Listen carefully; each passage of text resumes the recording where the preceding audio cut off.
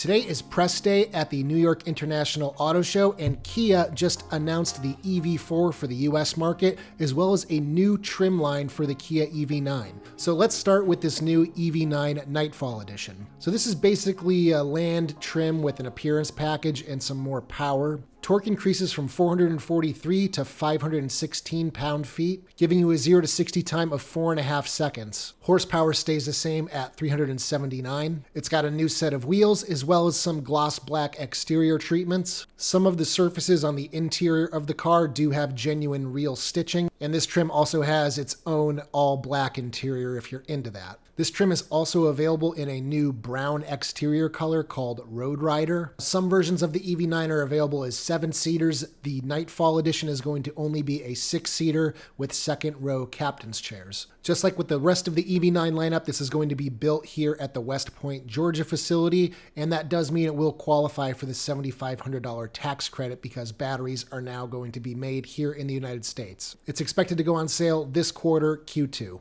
So yeah, just a new trim for the EV9, which is already selling very well here in the United States. Now let's talk about the Kia EV4, which is an all-new electric vehicle for the United States. So basically, this is their response to the Hyundai Ioniq 6. It's a sedan.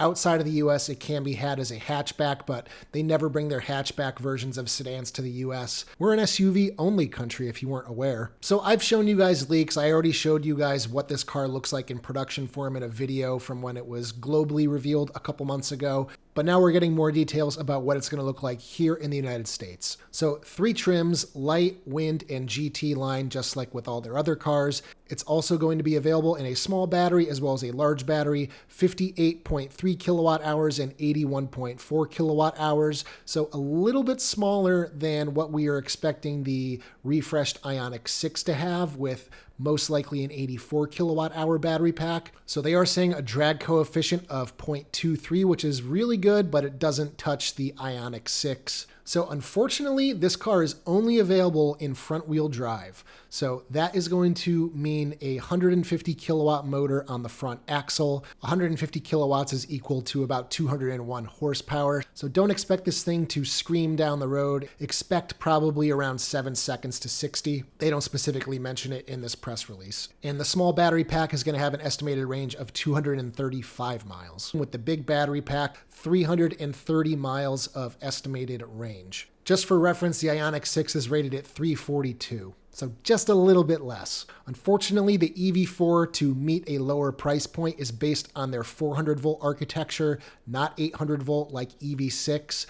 So it is going to charge slower. So they are estimating 10 to 80% depending on battery pack size at either 29 minutes or 31 minutes. I'm assuming that the 29-minute figure is for the small battery and 31 minutes is for the large battery, but they don't specifically say. It is also going to come standard with a NACS charging port, so it'll be able to natively use Tesla superchargers, and because it is 400 volts, you should have no effect on your charging speeds. And to use those Tesla superchargers, the charge port is located on the passenger side of the car on the front fender, so you could pull straight into a supercharger to utilize it without blocking other spaces. It's obviously going to feature vehicle to load, which will allow you to power electronic devices up to 1800 watts from the car. It's going to feature iPedal 3.0, which is basically a new version of the existing regenerative braking system, where now you can be in level 0, level 1, and it will use the radar as well as map data to bring the car to a complete stop. You don't have to utilize the brake pedal, but you can just coast if you want to coast, or have it in level 1, 2, or 3.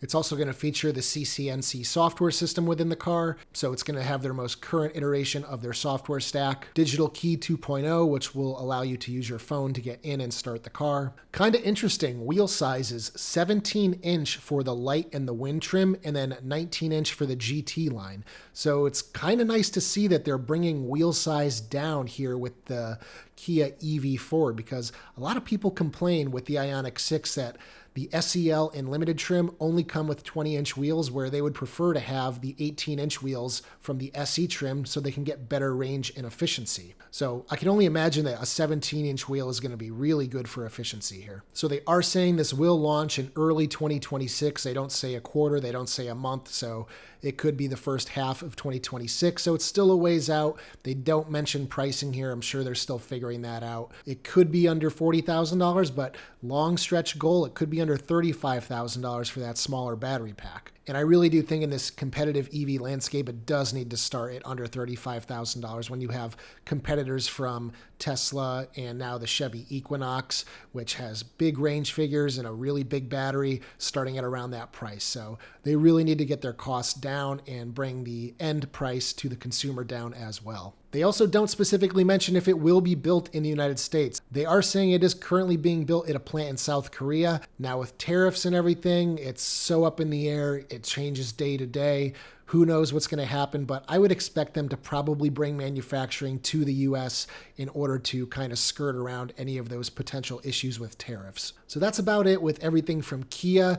Obviously, I will be covering the EV4 in the future when it does eventually come out here. Until then, this is all we've got. So anyway, guys, if you liked today's video, give it a thumbs up. Check out my store at ioniqguy.com for accessories for your Kia EV6 or EV9. My walkaway door lock device is super easy to install on the EV6 and the EV9, so be sure to check that out. And as always, I will see you guys in the next one. Take care, everybody.